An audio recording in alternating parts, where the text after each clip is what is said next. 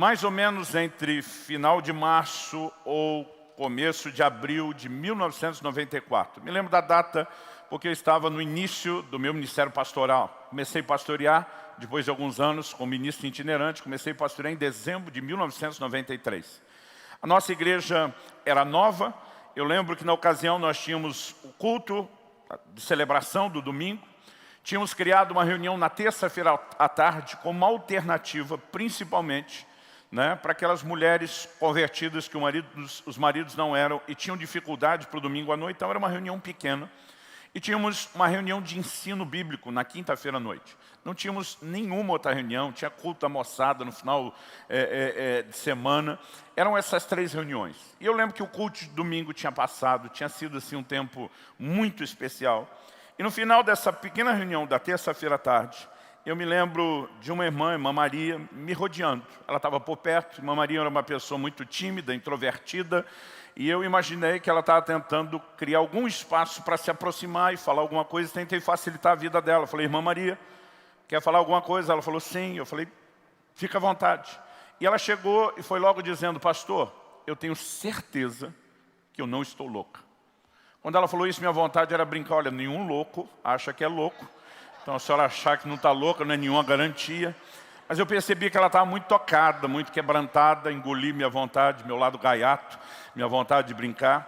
E ela falou assim, domingo à noite, quando nós estávamos no culto, aconteceu uma das coisas mais impressionantes da minha vida. E eu perguntei para ela o que foi. Ela falou, pastor, quando nós estávamos no meio do louvor e adoração, ela diz, ouvi um barulho de ferro retorcendo e assustado olhei para cima, para o telhado. Nós tínhamos alugado um barracão simples, não tinha forro. O telhado era desses de zinco, toda a estrutura de metal. E ela falou, quando eu ouvi o barulho de metal retorcendo, ela disse, eu achei que o telhado estava desabando. Ela disse, quando eu olho para cima, o meu susto ficou maior ainda do que só com o barulho. Ela diz, o telhado da igreja se abriu, metade para um lado, metade para o outro, como alguém que enrola uma lata de sardinha, a tampa quando abre.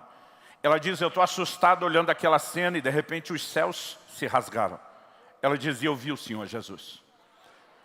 Ela diz, eu não podia ver o rosto dele, porque brilhava mais do que umas 10 mil vezes o brilho do sol. Mas ele estava rodeado de anjos. Ela diz, eu sabia que era ele, porque eu olho, um dos braços está estendido para o lado, a mão aberta. E ela diz, o que eu vi não foi uma cicatriz fechada. Foi um buraco como se a marca do cravo nunca tivesse fechado.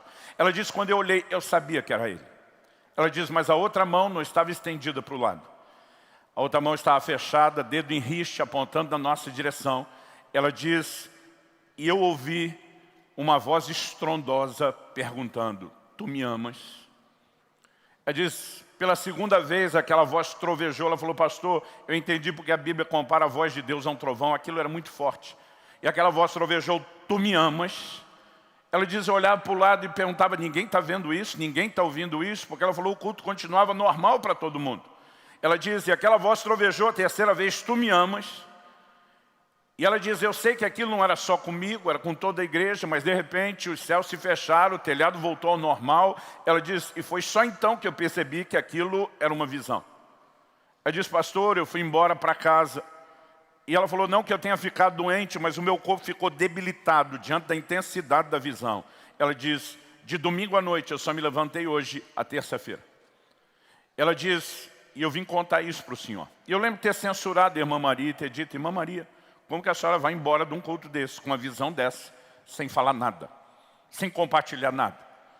E eu lembro que eu falei uma bobagem, falei, pode ser que Deus esteja querendo falar alguma coisa. Se depois de tudo isso só pode ser que Ele queira, imagina quando Ele quiser mesmo, né? Mas eu estou assustado diante daquilo, nunca tinha visto alguém relatar uma visão aberta tão impressionante do Senhor. Eu não sei o que fazer com aquilo, eu na verdade não entendi quase nada daquilo. E dei a resposta que o crente gosta de orar, gosta de dar quando quer ganhar tempo. Vamos orar. Eu realmente iria orar a respeito, eu não tinha nada para dizer, novo, imaturo, sem saber como lidar com aquilo. E eu lembro que eu fiquei muito impressionado, perplexo com aquilo. Passou a terça-feira, a quarta, e eu lembro que chegou a quinta, que era o dia da próxima reunião. Fui junto com outro colega pastor, nós dois éramos solteiros, fomos fazer uma visita no horário nobre, horário de almoço. É aquele tipo de visita que, além de cuidar do rebanho, garantia a sobrevivência. né? Era solteiro na época, e fomos almoçar com a família da igreja. Eu lembro que logo nos assentamos à mesa. Aquele casal tinha 2 filhas, uma delas, a mais nova, estava em torno de 7, 8 anos de idade, a Tássia, e eu lembro que eu perguntei, né, para os pais, senti falta dela, eu falei, cadê a Tássia? Eles disseram, não vem almoçar. Eu falei, o que aconteceu? Não, ela está no quarto. Eu perguntei, eles disseram, não foi nem na escola hoje. Eu perguntei, está doente? A mãe falou, não. Ela diz, desde que essa menina acordou, tudo que ela faz é orar e chorar. Ela teve um sonho que impactou ela demais. E eu lembro que eu falei, uma criança não querer ir para a escola é normal, mas não querer nem comer, porque desde que acordou, estava orando e chorando com 7, 8 anos de idade, não me diga que é normal. Eu perguntei para aquela mãe, o que é que essa menina sonhou? A mãe disse, olha, ela sonhou que nós estávamos lá na igreja. E depois que terminou o louvor e a adoração no culto, o Senhor subiu a plataforma a pregar. Ela diz, de repente, o telhado da igreja se abriu pela metade. Eu pensei, vai começar tudo de novo. A visão não era a mesma, mas basicamente ela via o Senhor Jesus descendo. Ele se colocou em pé na plataforma e aquela mãe dizia, ele gentilmente te abraçou e disse, Luciano, pode sentar, que quem vai pregar hoje sou eu. Eu com esse lado gaiato falei, o que emocionou tanto ela que eu não ia pregar? E a mãe disse, não, pastor, o que emocionou ela foi o olhar do Senhor Jesus. Ela diz, mãe, nem no mundo inteiro existe tanto amor como eu vi naqueles olhos. Ela falou, pastor, isso não é um sonho qualquer. Minha filha está debaixo de um impacto inexplicável e a verdade é que eu não consigo explicar o que aconteceu. Mas naquele momento algo me pegou por dentro. E a minha oração é que te pegue também. Eu almocei o mais rápido que eu pude, eu estava perturbado com aquilo, num bom sentido, sem conseguir explicar. E eu lembro que eu me mandei o mais rápido possível embora. E foi só a conta de passar pela porta do apartamento onde morava, eu já me joguei ali pelo chão e eu comecei a orar e dizer, Deus, o que é que está acontecendo? Todo mundo resolveu ver Jesus essa semana. Eu falei, tem algo acontecendo. Eu falei, eu não sei explicar o que é que aconteceu, né, com essa menina, mas eu que não tive o sonho, só ouvi a história, estou fisgado por algo inexplicável. Eu estava ali orando, falei, Senhor, qual o significado disso? Falei, não acho que o senhor vai vir literalmente pregar no púlpito da minha igreja. Falei, se for, avisa aí, eu chamo a imprensa, vou ficar do seu lado, não vou sentar. Nós vamos fazer o maior sucesso junto. Mas eu falei para ele, tem que ter algo simbólico nisso. E eu acredito que eu possa falar, sem presunção, com o temor do Senhor, que, como os profetas do Velho Testamento falavam, veio a mim a palavra do Senhor. Naquele dia o Espírito Santo falou comigo, foi uma experiência profética incomum, fora do normal. E aquela manifestação para mim foi muito impactante. Aquela voz disse, é lógico que a visão é simbólica e não literal. E eu falei, qual o significado? E o Senhor disse, eu estou tentando falar com a igreja desde domingo e vocês não me permitem. Quando ele disse isso, eu lembrei da visão da irmã Maria. E eu entendi, já tinha passado a reunião do domingo, já tinha passado a reunião da terça-feira, e o Senhor estava falando ao meu coração, eu não quero que passe mais uma reunião sem que eu possa falar com a minha igreja. E eu falei, ok. Entendi o que era o pode sentar, eu tinha preparado, eu que estava na escala para ministrar na quinta-feira à noite, e o Senhor falou, você pode ensinar esse assunto qualquer outra quinta-feira, mas nessa eu tenho uma palavra específica para a igreja. E o Senhor falou ao meu coração, qual é o único texto da Bíblia que contém as palavras que a irmã Maria me ouviu falar na visão. E foi por isso que nós viemos a João capítulo 21. Eu não vou pregar a visão da irmã Maria, eu não vou pregar o sonho da Tássia, eu quero apenas trazer isso como um pano de fundo, para te mostrar como Deus me levou a entender algo muito impactante a partir do que a palavra de Deus diz. Essa pergunta de Jesus, repetida a Pedro, na verdade não é algo que se limite só a Pedro, é algo que se estende a todos nós.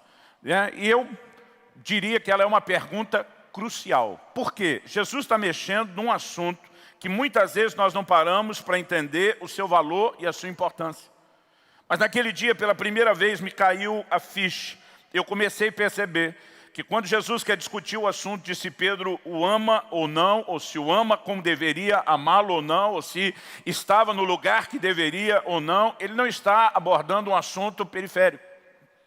Quando foi questionado, nós lemos lá em Marcos 12:30 sobre qual era o maior mandamento. Jesus estava diante do desafio, da difícil missão de torcer a escritura da sua época, o Velho Testamento, extrair algo que se destacasse acima do resto. Jesus nem titubeou. Ele diz: amarás o Senhor teu Deus de todo o teu coração, com toda a tua alma, com todo o teu entendimento e com todas as tuas forças. E de repente, pela primeira vez na minha caminhada com Deus, no meu ministério, eu percebi que esse era um assunto sério e que a gente não estava dando a devida atenção. Alguns textos da Bíblia que eu nunca tinha enxergado começaram a aparecer, e parece que eu comecei a enxergá-los pela primeira vez. Em Efésios 6:24, o apóstolo Paulo diz que a graça do Senhor seja com todos aqueles que amam o nosso Senhor com amor incorruptível. Em 1 Coríntios 16:22, Paulo diz: se alguém não ama nosso Senhor Jesus, seja anátema.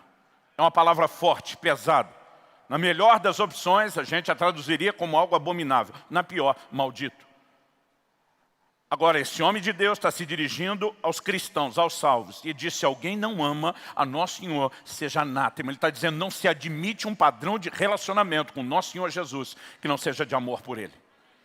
E eu comecei a perceber que, de fato, o assunto era sério.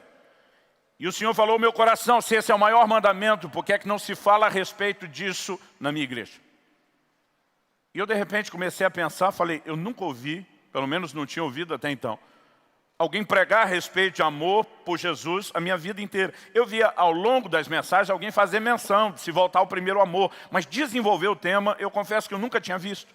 E a primeira coisa que eu pensei foi: os pregadores não estão fazendo um bom trabalho, porque é mais fácil você ver o cisco no olho dos outros que a trave no seu. E o Senhor me perguntou: e você? Por que é que nunca pregou sobre isso? E eu emudeci. Eu não tinha uma resposta para dar, eu simplesmente emudeci. E o Senhor me disse: eu quero que você entenda e comunique algo, não apenas a essa congregação, não apenas aqui e agora, mas naquele momento eu entendi que isso seria uma tônica ao longo de todo o meu ministério. E Deus me fez ver e entender 3 fundamentos aqui dentro desse texto que eu quero compartilhar com vocês. Aliás, na época eu lembro que eu pegava muito no pé daquele outro pastor. A gente dividia o apartamento e ele vinha de uma escola teológica e todo sermão tinha 3 pontos. E eu ficava pegando no pé dele. Eu dizia: não pode ser 2, não pode ser 4, né? Tem que ser sempre 3. Mas naquele dia o Senhor falou comigo de uma maneira muito clara, me deu toda uma estrutura do sermão.